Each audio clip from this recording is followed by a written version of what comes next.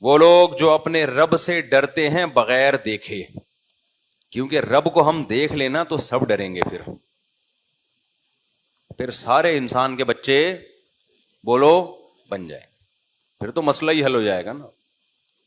اللہ کہتے ہیں نا انہوں نے دیکھا نہیں ہے، نشانیاں دیکھی ہیں رب کی۔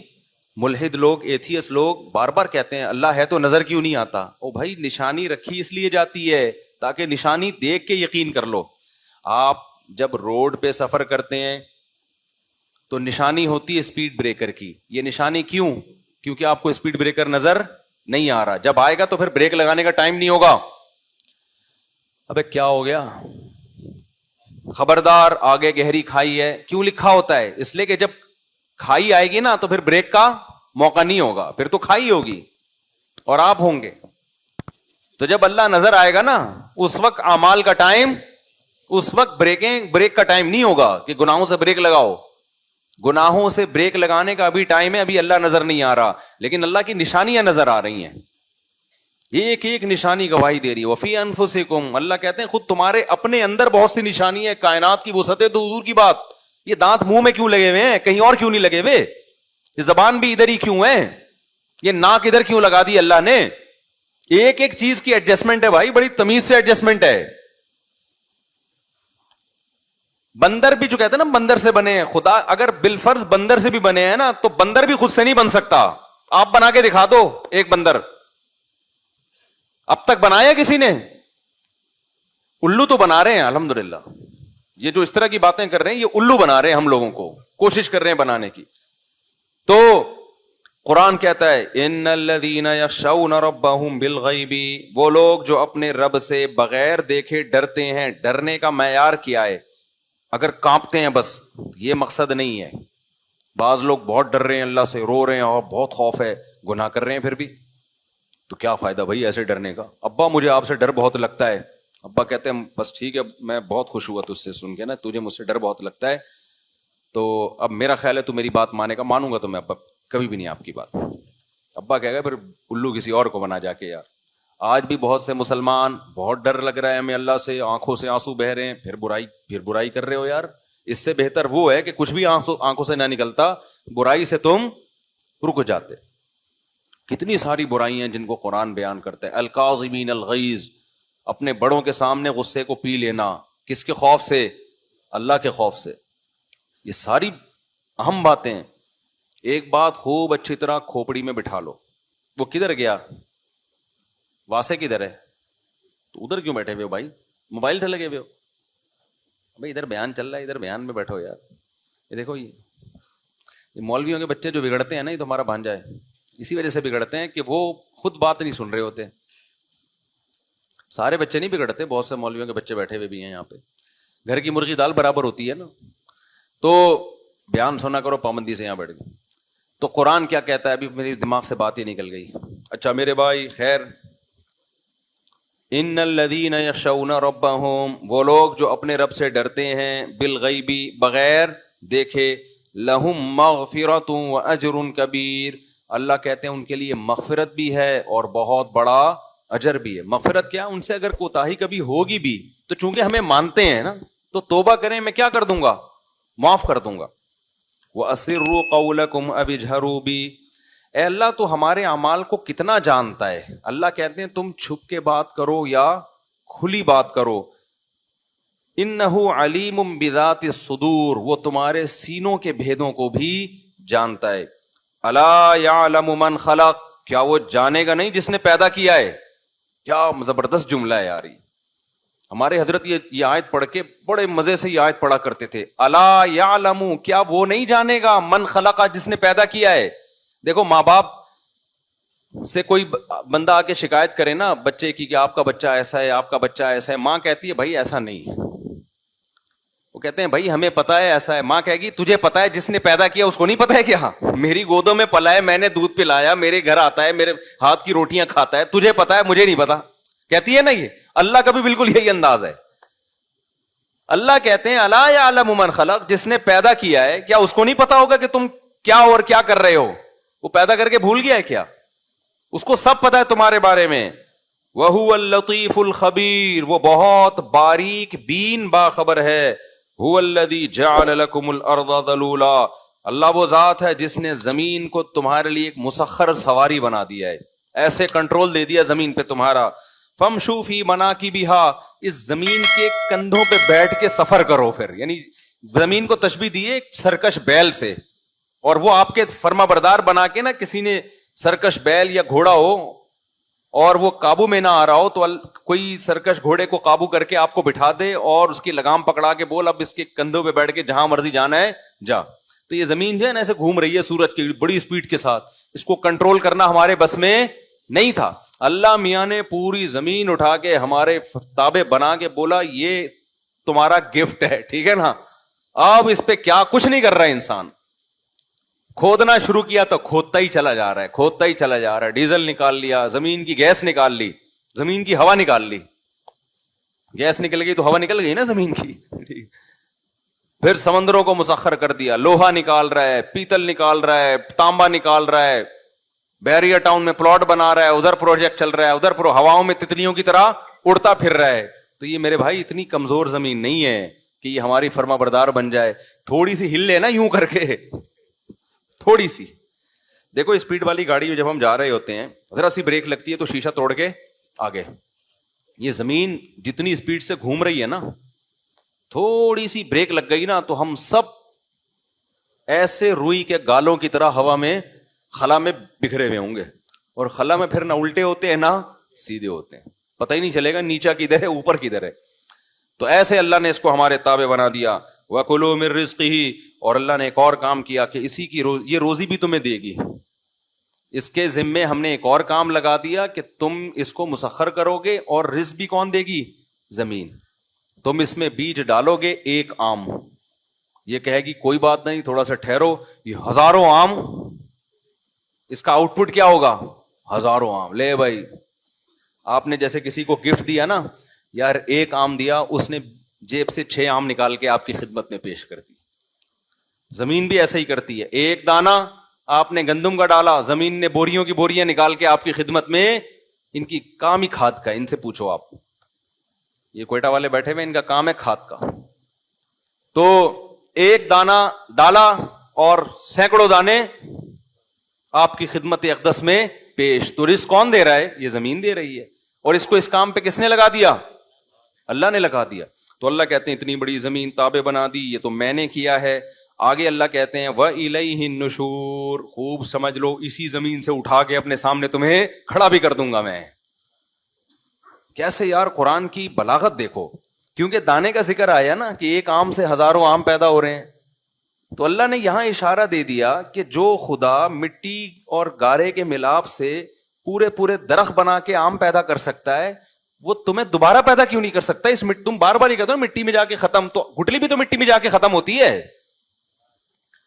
تو وہ دوبارہ کیوں انسان، یہ کیا ہے کہ وہ خربوزہ بنا سکتا ہے، وہ ناشپاتی بنا سکتا ہے، وہ آم بنا سکتا ہے، وہ جناب تربوز بنا سکتا ہے، وہ کھجور بنا سکتا ہے، وہ اتنے قسم کے پھل انار بنا سکتا ہے، 20 قسم کی چیزیں بنا سکتا ہے. اور انسان کو بھی اس نے پہلی دفعہ بھی بنایا، تم نے دیکھا، تو دوبارہ بنانے میں کون سی ٹینشن والی بات ہے بھائی؟ کیوں کہہ رہے ہو کہ نہیں ہو سکتا؟ یہ کون سی اچنبے کی بات ہے؟ اس لیے کہہ رہا ہے وَإِلَيْهِ النُّشُورُ، دوبارہ بناؤں گا میں، دوبارہ کھڑا کروں گا اپنے سامنے. خربوزوں کا حساب لوں گا تم سے، ناشپاتیوں کا حساب لوں گا، انگور کا حساب لوں گا کہ یہ میں نے ویسے جوس پینے کے لیے تھا، شراب بنانے کے لیے انگور نہیں دیا تھا میں نے. سمجھتے ہو کہ نہیں سمجھتے؟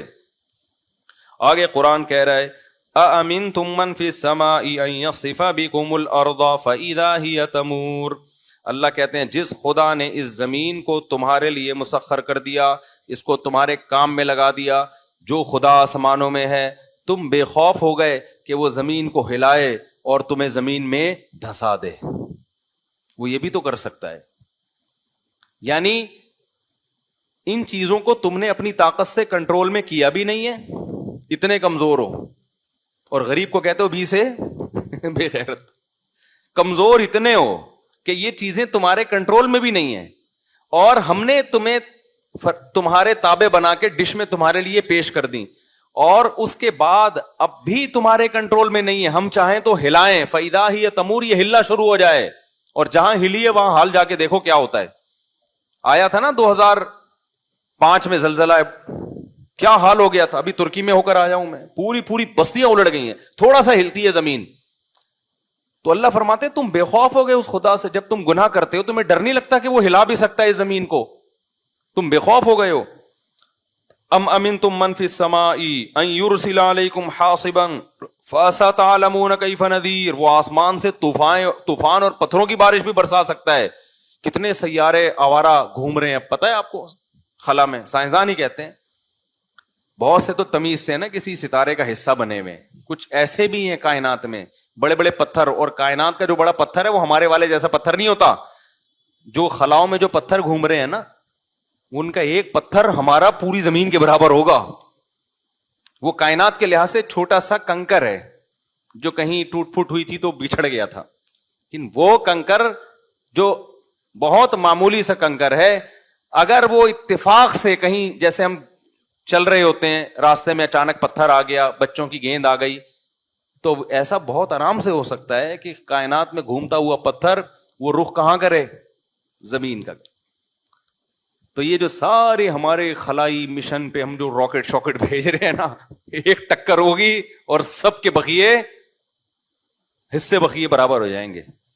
تو اللہ کہتے ہیں وہ آسمانی آفتیں بھی تم پہ بھیج سکتا ہے. وَلَقَدْ كَذَّبَ الَّذِينَ مِن قَبْلِهِمْ, دیکھو پچھلی امتوں کو کیسے ہلاک کیا. اَوَلَمْ يَرَوْا إِلَى الطَّيْرِ, کیا یہ دیکھتے نہیں ہیں پرندوں کی طرف, فَوْقَهُمْ اپنے اوپر, صَافَاتٍ وَيَقْبِضْنَ کیسے پروں کو پھیلائے ہوئے اڑ رہے ہوتے ہیں اور کیسے پروں کو سکیڑتے ہیں. یہ کیا عجیب بات ہے یار.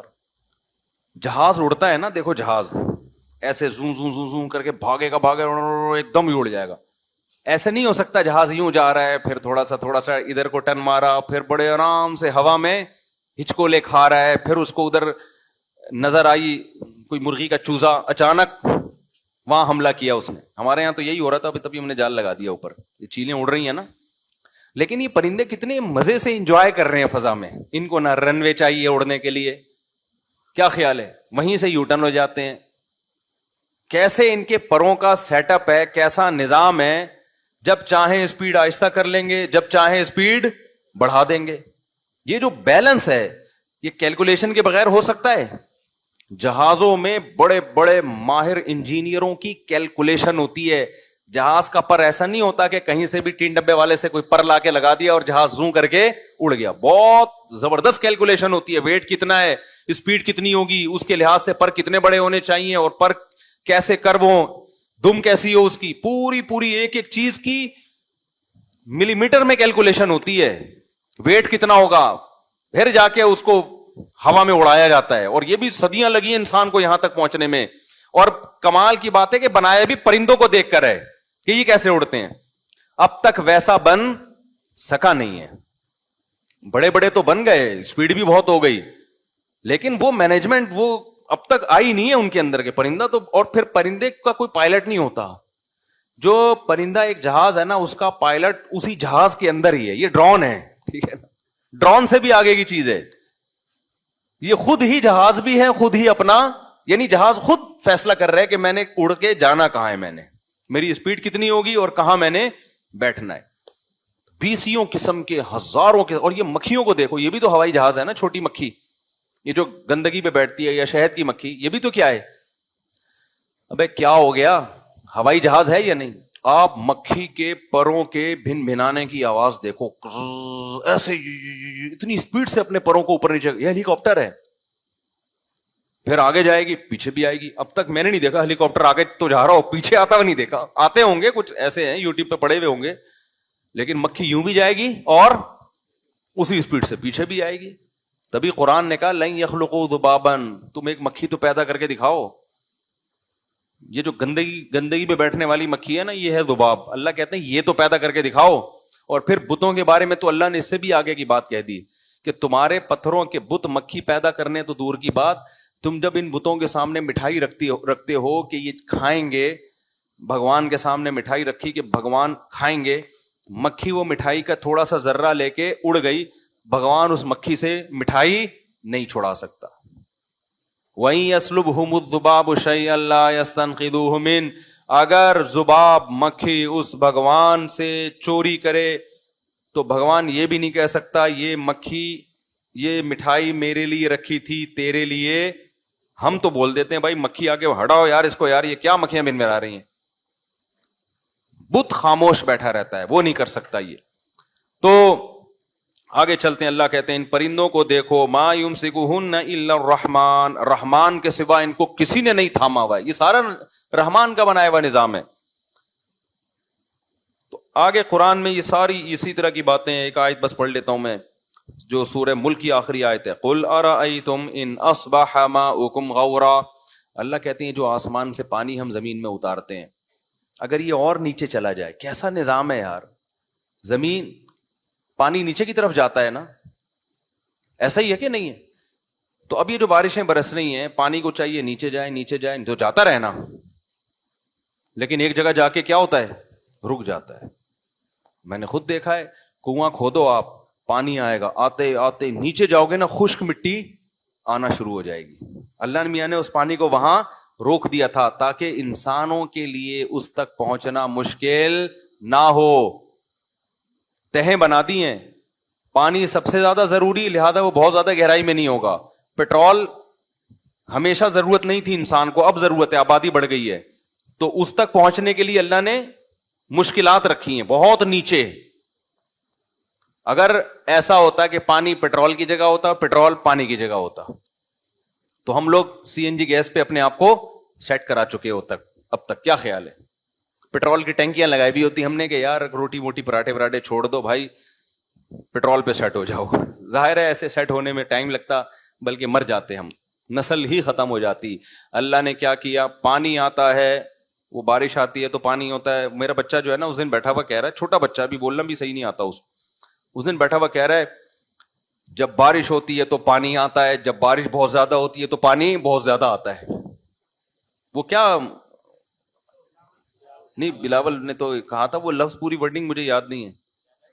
ہاں وہ بچہ میرا بیٹھا ہوا, اس کو کچھ نہیں پتا نہیں کہاں سے اس نے سنا, کہہ رہے ابو, میں نے کہا جی, کہہ رہے جب بارش ہوتی ہے تو پانی آتا ہے, جب زیادہ بارش ہوتی ہے تو پانی زیادہ آتا ہے. ابے میں نے کہا یار, اچھا بچے جب گھر میں ہوتے ہیں انٹرٹینمنٹ کی چیزیں ملتی رہتی ہیں. ایک دن کیا ہوا, میری چھوٹی بچی اور سب دوسری بھی اس کی بچیاں بہنیں وہنیں مل کے نا کھیل رہی, وہ کھیلتے کھیلتے ایک دم میری بچی نے کہا مجھے کیوں نکالا, ایسے انگلی کی. میں نے اس کو کیا ہو گیا بیٹھے بیٹھے. تو نا بچوں کے لاشعور میں یہ چیزیں ادھر ادھر سے سن کے نا جا رہی ہوتی ہیں, اس کو نہیں پتا ہوگا اس کا مطلب کیا ہے. جب اس نے ایسے کیا نا, مجھے کیوں نکالا, ارے مجھے اتنی ہنسی آئی. تو ابھی پرسوں کی بات ہے, وہ بچہ کہہ رہا ہے, دوسرے بچے سے باتیں کر رہا ہے, اور میں بھی بیٹھا ہوا تھا, کہہ رہا ہے ابو جب بارش آتی ہے تو پانی آتا ہے, اور جب زیادہ بارش ہوتی ہے تو زیادہ پانی آتا ہے. میں نے کہا پھینکتا رہے بیٹھ کے, پتہ نہیں تیری نظر میں اس کا مطلب کیا ہے. تو خیر اللہ فرماتے ہیں اگر اس پانی کو ہم نیچے لے جائیں, فَمَن يَأْتِيكُم بِمَاءٍ مَّعِينٍ, کون ہے جو صاف ستھرا بہتا ہوا پانی تمہارے لیے لے کر آئے. ہمیں امریکن کمپنیوں کو پھر ٹھیکے دینے پڑیں گے یار, دریافت کرو کہیں پانی دریافت ہو جائے. تو جو پیٹرول نکالنے والی کمپنیاں ہیں وہ کیا نکالیں گی, پانی, اور جب تک پانی نکلے گا اس وقت تک ہمارا باڈی کا پانی نکل چکا ہوگا. کیا خیال ہے بھائی؟ تو یہ سارے کام تو میرے بھائی اللہ کر رہا ہے. تو یہ سورت ختم ہو گئی, اور بھی بہت اہم ہے اس میں, اللہ نے سورہ نوح بھی بیان کی. اچھا ایک چھوٹا سا واقعہ میں بس میں کر کے بیان ختم کرتا ہوں. سورہ قلم میں ایک بہت اہم واقعہ ہے. وہ واقعہ کیا ہے کہ ایک شخص کا باغ تھا, اور اس کے دماغ میں وہی تکبرانہ خیال آنے شروع ہو گئے جو آج دولت آنے کے بعد انسان کے دماغ میں آتے ہیں. کیا کمال. تو قرآن کہہ رہے جب وہ اپنے باغ کا پھل توڑنے کے لیے جا رہا تھا نا, تو باتیں کر رہا تھا کہ اللہ يدخلنها اليوم علیکم مسکین, آج پھل توڑنے کا ٹائم ہے, پیداوار پک کے تیار ہو گئی ہے, دیکھنا کوئی غریب بندہ قریب پھٹکنے نہ پائے. ٹھیک ہے نا, یہ غریب لوگ سارا مسئلہ کیا کرتے ہیں, یہ خراب ہو, یہ آ جائیں گے کشکول لے کے, ساری پیداوار تو یہ کمبخت کھا جاتے ہیں. تو جب بھی کسی کے پاس دولت آتی ہے نا, تو آج کل وہ چھپا رہا ہوتا ہے, ایسا نہ ہو کوئی ضرورت مند رشتے دار ہو وہ مانگنے آ جائے. تو اللہ میاں نے اس کی بھی برائی بیان کی ہے کہ تمہیں تو خوش ہونا چاہیے, ہاں یہ ضرور ذہن میں رکھو اپنی آمدن کو اس نیت سے چھپانا کہ غیر مستحق لوگ بھی تنگ کرتے ہیں آج کل, اور ایک غریب کو کے ساتھ مدد کر دی نا تو وہ چنگم کی طرح چپک, بلکہ ایلفی کی طرح چپک جاتا ہے بعض دفعہ. اس مصلحت سے آمدن چھپانا یہ جائز ہے, یہ مجبوری ہے, لیکن اصولی طور پر آپ کے دل میں ایسی کنجوسی نہیں ہونی چاہیے. میں نے بعض لوگوں کو ترغیب دی, سخاوت کی, تو وہ انہوں نے بتایا یار اتنا مسئلہ خراب ہو گیا نا. ایک دو دفعہ میں نے خود بھی تجربہ کر کے دیکھا, میں نے گھر پہ کوئی کچھ 2-4 غریب آئے, ان کو دیا, پھر تو بھائی لائن لگ گئی یار. پھر ایک خاتون بیچاری کہیں سے آئی تو گھر پہ دھرنا مار کے بیٹھ گئی, پھر اس کو دیا تو پھر 6 اور لے کر آ گئی وہ. تو یہ پھر زمانے کا بھی فرق ہوتا ہے نا. مثال سے سمجھاتا ہوں, ترکی میں ہم تھے, ایک کنٹینر انہوں نے رکھا ہوا ایک ٹرسٹ نے, بہت بڑا کنٹینر, اور ایسے کئی سارے کنٹینر, اس میں بہت ساری چیزیں رکھی ہوئی ہیں کہ جو بھی زلزلہ زدگان میں کسی کو کوئی بھی چیز کی ضرورت ہو وہ یہاں سے اٹھا کے لے جائے. کوئی خاتون آئے گی, ایک پیمپر لے گئی بھائی اپنے بچے کے لیے, ایک بندہ آیا بھائی چنے کی دال کا پیکٹ چاہیے, کھانا پکانا ہے, خود ہی ان کی طرف سے کوئی لائن وین نہیں, بھائی جاؤ اٹھا کے لے. ہر آدمی اپنی ضرورت کے حساب سے. تو جب غریبوں میں تمیز ہو نا تو بڑے آرام سے ڈسٹریبیوشن کا عمل ہو جاتا ہے, یا ضرورت مندوں میں تمیز ہو. ہم لوگ کہہ رہے تھے کہ اگر یہ ہم نے اپنی گلی محلے میں لا کے ایسا کوئی کنٹینر رکھ دیا کہ گلی محلے کے جتنے ضرورت مند لوگ ہیں, آٹا دال مہنگا ہو گیا ہے, پیٹرول مہنگا ہو گیا ہے, جی یہ پیٹرول کی بوتلیں پڑی ہوئی ہیں اور یہ آٹا دال چینی کے پیکٹ پڑے ہوئے ہیں, یہ پیمپر, تو پورا کنٹینر کھرچ کے لوگ کھا جاتے ہیں. تو وہاں پھر ایسی سخاوت آپ افورڈ, ایسی جگہ پر ایسی سخاوت آپ افورڈ نہیں کر سکتے. وہاں پھر یہی ہوتا ہے کہ بتاؤ بھی نہیں کہ ہمارے یہاں سے زکات بٹتی ہے. ہم نے کورونا کے دنوں میں, کووڈ کے دنوں میں راشن بانٹنا شروع ہوا نا, جب ہم کسی علاقے میں گاڑی لے کے جاتے تھے جو دھاوا ہوتا تھا, جان بچانا مشکل ہو جاتا تھا یار. پھر اس کا ہم نے سیٹ اپ چینج کیا کہ بھائی غریب کو نہ بتاؤ کہ ہمارے یہاں راشن بٹتا ہے, پہلے سروے کرو, جو غریب ہیں ان کو ٹوکن دے دو, اور پھر بالکل الگ جگہ بتاؤ کہ جس جگہ یہ ٹوکن لے کے آئے گا اس جگہ خوراک بٹے گی, اور بٹنے کے بعد آپ وہاں سے بالکل غائب. اب اگلے دن کہاں بٹے گی یہ کل اعلان ہوگا, ورنہ پہلے سے لوگ آگے بیٹھے ہوئے ہوں گے, اور خوراک بٹے نہ بٹے آپ بٹ جاؤ گے. کوئی آپ کا بازو لے کے گھر جا رہا ہوگا, کوئی آپ کے شلوار لے کے جا رہا ہوگا, کوئی پجامہ لے کے, کوئی بنیان لے کے, اور چڈی پہن کے آپ گھر آ رہے ہو, سمجھ رہے ہو.